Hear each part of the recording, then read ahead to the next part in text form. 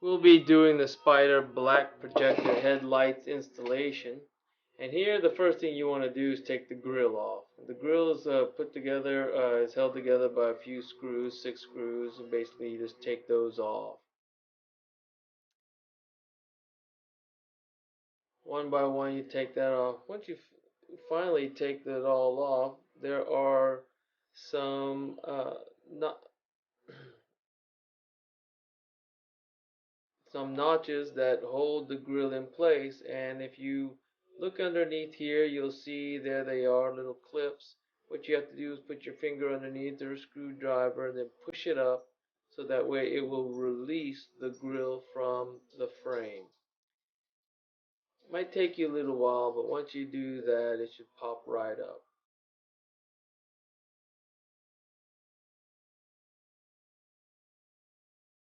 Just like that, pull it away. And now it's revealing the screws and the mechanism that holds the headlights in place. Now here in the headlight you can see there's one side.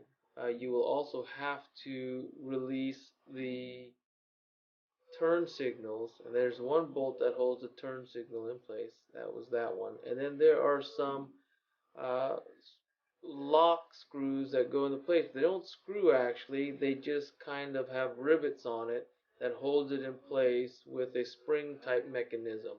So once you remove this bolt, basically you just pull back, pull carefully, because those spring mechanism is just a plastic piece that holds it in place, and I'll show you that here in a few minutes. So slowly pull it out. You may need to get a screwdriver to pry it open from the frame. Now, as I pull that out, you can see those are just plastic screws that are in place. Let me jostle that out.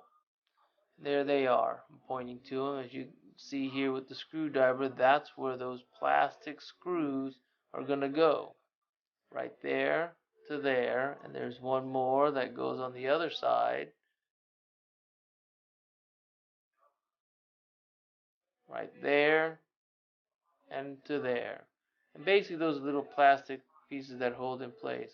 Now basically all I'm doing is I'm not replacing the taillights at this time, so I just let it hang so I could have access.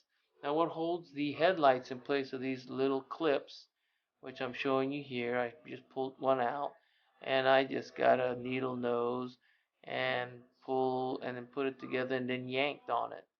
When you did that, it comes right out. Here's the flashlight so you can see it a little better. And pull. There we go. And you can see that clip. Don't lose those clips. And there's 3 of them. So once you do that, it's kind of hard to pull the headlights out. So with a little tapping on those screws, it'll start jostling out the headlight.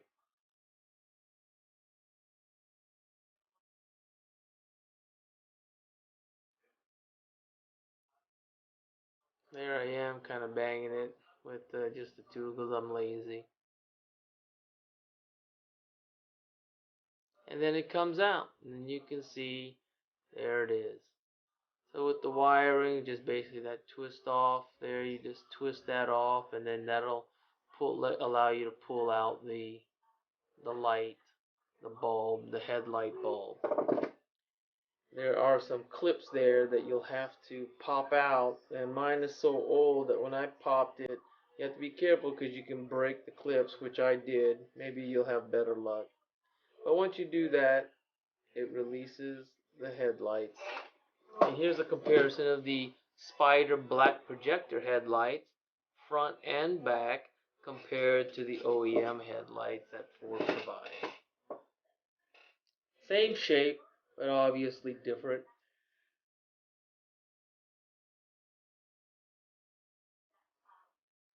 So here I am, you can release the bulb from the wiring and twist it on.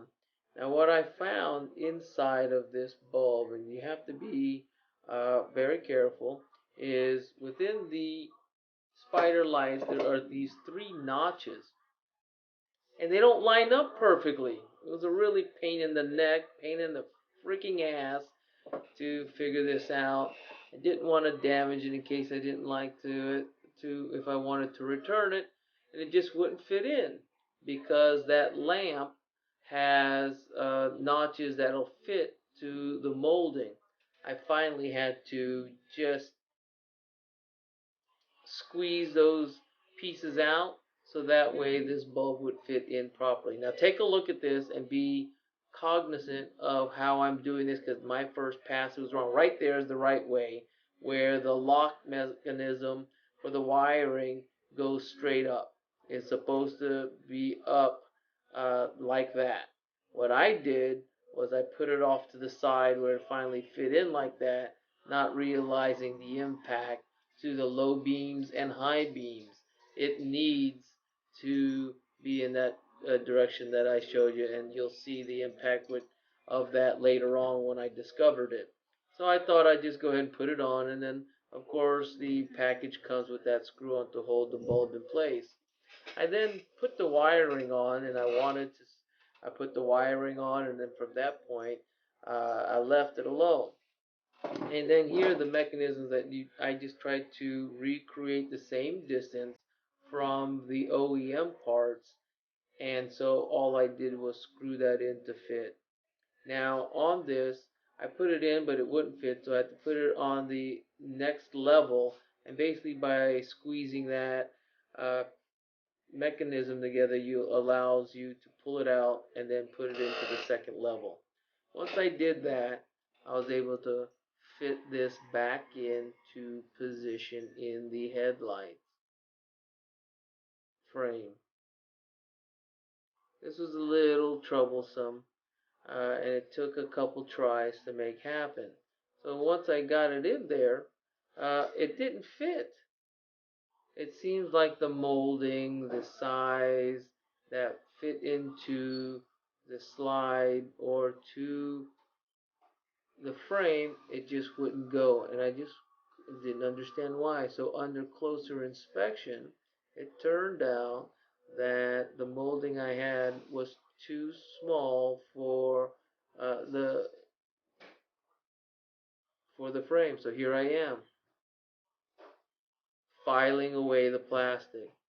Now, what I don't show you here is I got tired of filing because it took forever, and I got a rotary sander to go in there and sand it a lot faster. Once I did that, I was able to save some time, and then my light bulb, my light headlights was able to slide into place. Once I slid it into place, I went ahead and put the clips back that locked it in place. And I did it for all the other two, bolted it back on. Here's where I find out I tested it before I went any further, because you need to do these checks. So I went ahead and turned the lights on, and I went ahead and put the garage. You can see it's even. The stock versus what I put in is at the same height. Then I put the high beams on, and look, the high beams went down instead of up. Down instead of up, like the high beams on the right side is the OEM, and the high beams on the left go down with the Spyder lights. And I thought to myself, what is going on? What I showed you earlier is that positioning of the light bulb is important. That's how they look. So I had to take that back out and put the light bulb back in the proper position with the locking mechanism pointing up. You can see the differences here between the Spyder headlights. So basically I did that again on the same, uh, on the other side. That was the driver's side. Now I'm onto the uh, passenger side, and this is one of the pieces that determine the height up and down of the headlights. This is what it looks like after I'm done. Looks pretty good. Really gives my Ranger a totally different look. Now, the fog light hookup, this part really sucked because there was no instructions. In fact, what I just showed you I had to figure out because they did not have instructions for the 1996 Ford Ranger installation for these specific Spyder Black Projector Euro headlights. So I had to test it out. I went ahead and connected it black to black, which seemed to be very intuitive. Of course, red went to positive, and of course, a black went to negative. And so I had to test. There is an orange uh, loose wire and a blue loose wire. And I discovered by putting the orange wire on positive and the blue on negative, it lit up the switch. Green for off, red for on. Green for off, red for on. And that really turned on the fog lights. Now that I knew that it worked, now it was just a matter of deciding how I wanted the wiring to go within the engine bay or for these lights. So pay close attention. It's quite the spaghetti, wiry mess to finally get to that point. It was kind of frustrating, but you just kind of go through it and eventually you get it. So here there is the basically this red wire that has a fuse and then a box that looks like a switch box or some sort of relay that has a screw hole through it. What I proceeded to do first was lay out the wire so I could kind of plan out how I wanted my wiring to go through the front end here for the lights to connect both sets of lights, fog lights up, and made sure that they reached. I was afraid that I may had to change the wiring because when it came out of the box, it actually was very tight. I had to loosen it up a little bit and take the wire out from inside of the casing that it was in, and then I had to retape it to give me some space. There you go, it was loose. And so here I am. There's the loose wire so that way it can reach its destination here. And you can see underneath how I ran it here along the radiator on the outside so it could reach here to the passenger side fog light. So I went ahead and connected it, a little spade connector. And the other one was like a male-female connector here. And I had to squeeze this with a pliers just to make sure it gripped. So then I went ahead and put it through the headlight hole there, wiring, and then this and proceeded to bring all the rest of the wires. I decided, and you can decide your own way, but here's what I decided to do. I found a screw that fit some empty holes there, and I connected that relay to it. Now, as you can see here, there's a red wire, black wire, which would go to the battery. And then, of course, there's another area here where I was going to go ahead and put that black wire because the black wire was much shorter than the red wire to connect to the battery. So here you can see how I kind of wired it. I put my own screw there, the relay, the black wire connecting to the ground, to the body of the car, and then you can see the red wire that I went ahead and connected to my battery post, and the orange wire as well that connected to the battery post. Now here you goes the rest of the wire. Now how am I going to get this inside the cab? I had to find a hole, something that would allow me to put this in through the cab. But before I did that, I wanted to make sure it worked. And you can see it does work, but you don't see the red light or green light until you connect the blue wire to the ground or the black post or the negative side of the battery. Once you do that, the LED lights on the switch turn on. Green is off, red is on.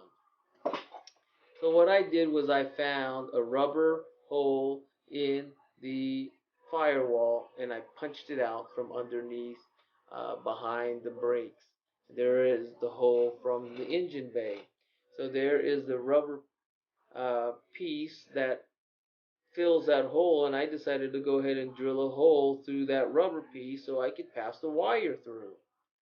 And then that way I could then pop it back into place so that way if I ran through water, at least water wouldn't come into the cab. At least that's my hope. So then I have a hole. So what I proceeded to do was I had to cut the wire to make this happen, unfortunately, but it was the only way I could figure it out.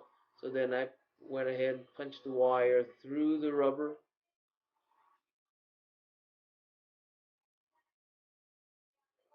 seal and proceeded to find my way back to that hole. And you may find a different way to get in, but that's the way I did. I'm showing you what I did. And then, of course, there you are. Here I am trying to film how I got that wire in. Now I'm going to show you from inside the cab what that looked like.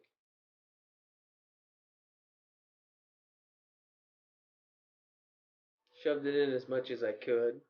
Now here I am underneath the cab pulling the wires out. And since I cut it, I'm going to now have to reconnect it. So that way I have my connector that'll connect to the on and off switch. So here's from inside the engine bay, the wires, and I'm trying to guide it in the direction I'd like to. It's a wiry mess, but I'll fix that later. Here I am. I connect the wires, and then of course I have the little twisty for the wires that'll connect everything. And then for me, I wanted to make sure it couldn't come apart, so I went ahead and got some black electrical tape to also reinforce and to keep this in place.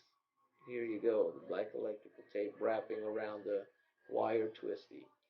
I did that for the rest of them, just color coded it and matched it up, and then hid it back under there where you can't be seen.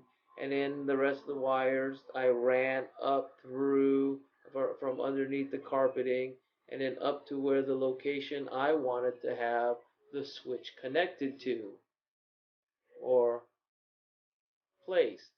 And I went ahead and replaced all the carpet. Once you do that, you don't even know that anything is there.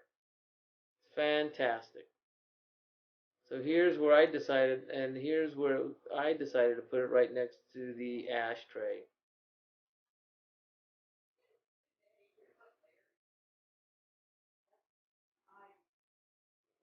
So here is the tape that you put on for the switch. And once you've done that, put it on to the location you want. Now the wiring, I went ahead and zip tied to locations underneath the dashboard so that the wire wouldn't droop. And here I am cutting the access zip ties. So you will have to find your own locations and zip tie it or how you want to make sure the wire doesn't drop. So here I am now in front of the Ranger wanting to zip tie the wiring harness to the front of the Ranger. And then I proceeded to go ahead and clean up the wiring on the front. You'll have to figure that part out, but really did a good job of that. So here's an example of the lights working. Brights on and off, the fog lights,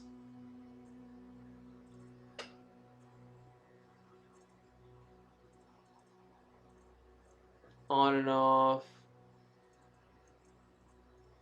the lights. Please subscribe if you found this helpful.